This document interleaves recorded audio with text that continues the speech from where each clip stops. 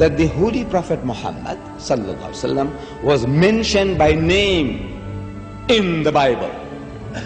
I have read the Bible through many times. And others such as I have read it many more times. What has happened is this. The Old Testament, according to Christian authorities, was preserved in the Hebrew language.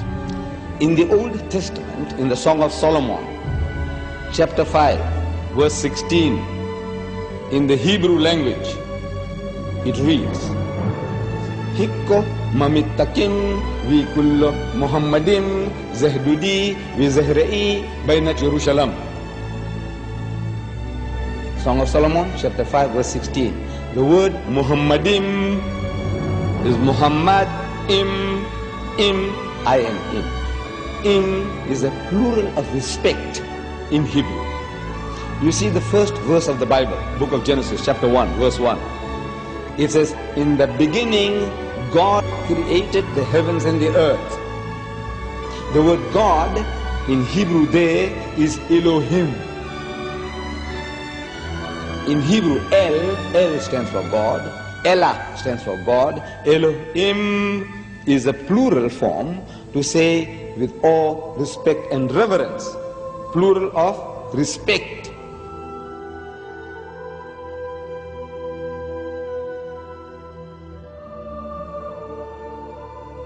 The word is there in the Hebrew language. In the original, what they call original, it's there. But they have translated that in English as altogether lovely. So this beloved of mine is altogether lovely, says Solomon. You can't associate with the word Muhammad. You read it 1,000 times, altogether lovely, altogether lovely. Or let's say in another language, the praised one, the praised one. Muhammad means the praised one. But he said the praised one, the praised one. You can't think that he's talking about Muhammad, though Muhammad means the praised one. You have no right to translate names of people.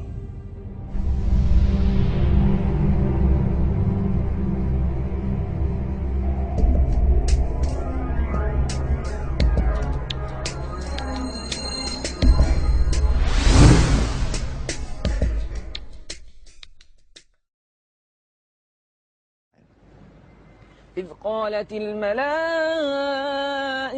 يا مريم إن الله يبشرك بكلمة منه اسمه المسيح عيسى بن مريم.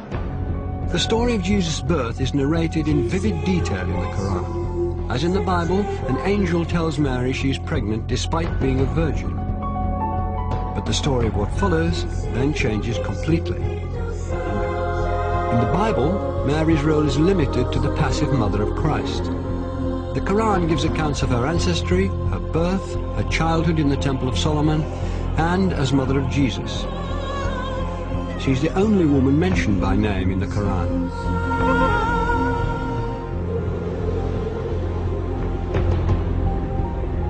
The ability to talk as a newborn child is one of many miracles not recorded in the biblical account of Christ's life. We have more sayings in the Islamic tradition about Jesus than you'll find in the Gospels themselves. So there is a possibility that other things did happen. There were many Gospels around that didn't all make it into the New Testament. And the Church tried to limit the number of Gospels. In the Christian narrative, the most central and fundamental point of Christianity is the death and resurrection of Jesus Christ. Well, Islam basically denies that. وقولهم إنا قتلنا المسيح عيسى بن مريم رسول الله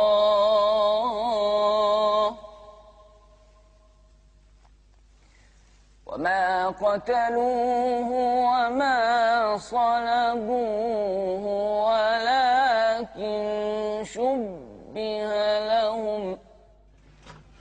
To find the story of Christ's crucifixion and resurrection being changed is too much for some Christians. Jay Smith is an evangelical Christian who spent 25 years studying Islam.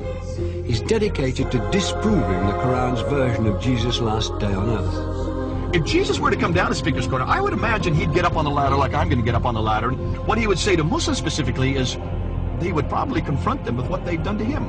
What their scriptures have done to him, not them personally, what their scriptures have done to him by taking away his divinity, by also suggesting that the greatest act of history, the most sacrificial act that anybody has done, to die for mankind, God himself to die for that which he has created, has completely been eradicated, has completely been thrown out of their scriptures. The essence of Islam is submission to the absolute, to the divine. And that's where salvation lies, in submission to the divine, or at least a recognition of the divine.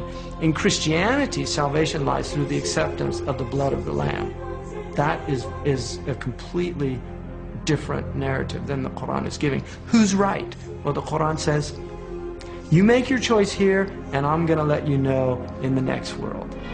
In the Quran it says that on the Day of Judgment, God will actually ask Jesus Christ, did you tell the people that you were God? And Jesus says, you know what I said, you see everything I say and do. I would never say that. Glory to you, transcendent are you. I would never say that. I have no right to say that. Why aren't you Muslim? Why, I'm a Jew. You're a Jew? Oh, I was previously Christian. For Christians to believe that Jesus was God in human form is absolutely fundamental, because it means that God understands us. God isn't some distant deity living in the glory of heaven. He can understand what it's like to be in pain, to be betrayed, to be hurt, to be bruised, to be bullied. God understands our situation. If Jesus was God, then who was supporting the world while he was supposed to be dead? Or if he was God, then who was he praying to? 3 books. What doesn't work is that God has family. I can't believe that Mary can give birth to God. For God to be God, he has to be the creator and not become part of creation. Officials act that anybody has done to die for mankind, God himself to die for that which he has created, has completely been eradicated. But God is not bound in the frame of reference. He's the creator of time. Time is a creation of God. Matter is a creation of God. These are transient entities. Transient entities cannot come into existence by themselves. So when we talk about frame of reference, we must clearly understand that every time we ask questions about God in time, knowing the future, we have to be very careful in how we're defining this terminology. For God's knowledge of the future, of my future, is absolute in his domain. He knows everything, but he's not bound in the time where he is experimenting himself, for he's not bound in space, time, or matter. Those are created entities which he has put into it. So for me to put him into it would be also very wrong.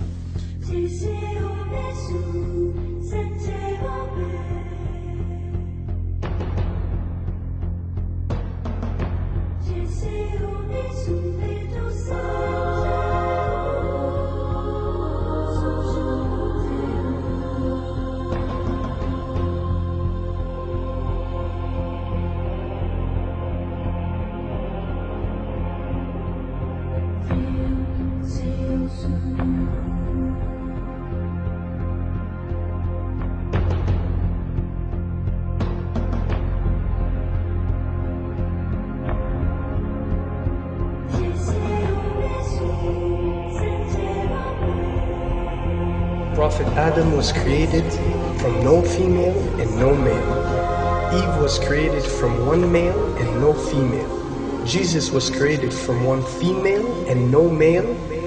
And all of us have been created from one male and one female.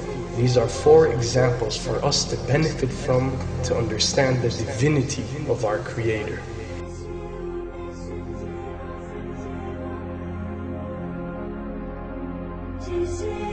Then there is no difference that cannot be overcome between Christianity and Islam.